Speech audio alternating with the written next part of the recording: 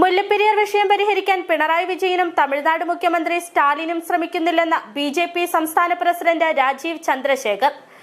India മുന്നണിയുടെ ഭാഗമായ രാഹുൽ ഗാന്ധിയും പിണറായി വിജയനും സ്റ്റാലിനും ഒരുമിച്ചിരുന്ന് ചായയും പരിപ്പുവടയും കഴിച്ച് പിരിയുകയാണ് ചെയ്യുന്നത്. മുല്ലപ്പെരിയാർ വിഷയത്തിൽ ഇവർ ജനത്തെ കബളിപ്പിക്കുകയാണെന്നും അദ്ദേഹം പറഞ്ഞു. ബിജെപി ഇടുക്കി സൗത്ത് വികസിത കേരളം കൺവെൻഷൻ കട്ടപ്പനയിൽ ഉദ്ഘാടനം ചെയ്ത് സംസാരിക്കുകയായിരുന്നു അദ്ദേഹം. വികസിത കേരളം എന്നാൽ 3.5 കോടിയോളം മലയാളികളുടെ വികസനമാണ്. 2004 മുതൽ 2014 വരെ 10 വർഷം കോൺഗ്രസ് കേന്ദ്രം ഭരിച്ചു. അന്ന് കേരളത്തിൽ നിന്ന് 8 മന്ത്രിമാരുണ്ടായിട്ടും എന്ത് ഗുണമാണുണ്ടായത്? കഴിഞ്ഞ 9 വർഷമായി കേരളം ഭരിക്കുന്ന LDF സർക്കാരിന് ഇന്ന് കടം വാങ്ങാതെ മുന്നോട്ടു പോകാൻ കഴിയാത്ത അവസ്ഥയാണ്. ജനങ്ങൾക്കായി ഒരു പദ്ധതിയും നടപ്പിലാക്കാതെ കേന്ദ്രം നടപ്പിലാക്കിയ പദ്ധതികൾ തങ്ങളുടേതാണെന്ന് അവകാശപ്പെടുകയാണ് മുഖ്യമന്ത്രിയെന്നും, മുല്ലപ്പെരിയാർ വിഷയം പരിഹരിക്കാൻ പിണറായി വിജയനും തമിഴ്നാട് മുഖ്യമന്ത്രി സ്റ്റാലിനും ശ്രമിക്കുന്നില്ലെന്നും, രാഹുൽ ഗാന്ധിയും പിണറായി വിജയനും സ്റ്റാലിനും ഒരുമിച്ചിരുന്ന് ചായയും പരിപ്പുവടയും കഴിച്ച് പിരിയുകയാണ് ചെയ്യുന്നതെന്നും അദ്ദേഹം പറഞ്ഞു.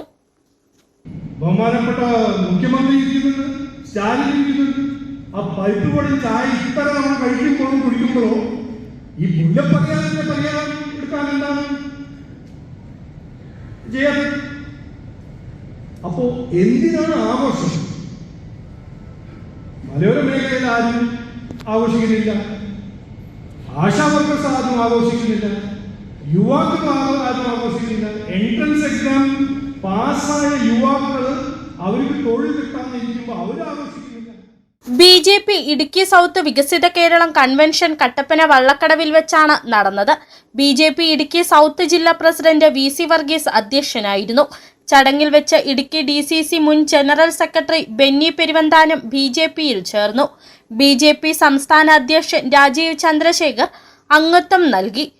വഖഫ് വിഷയത്തിൽ കോൺഗ്രസ് എടുത്ത നിലപാടുകളിൽ പ്രതിഷേധിച്ചാണ് പാർട്ടി വിട്ടതെന്ന് ബെന്നി പെരുവന്താനം പറഞ്ഞു.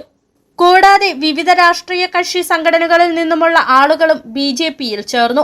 ബിജെപി സംസ്ഥാന സെക്രട്ടറി S സുരേഷ് തുടങ്ങി ബിജെപിയുടെ സംസ്ഥാന ജില്ലാ ഭാരവാഹികൾ ഉൾപ്പെടെയുള്ളവർ പങ്കെടുത്തു. City vision, Kattappana.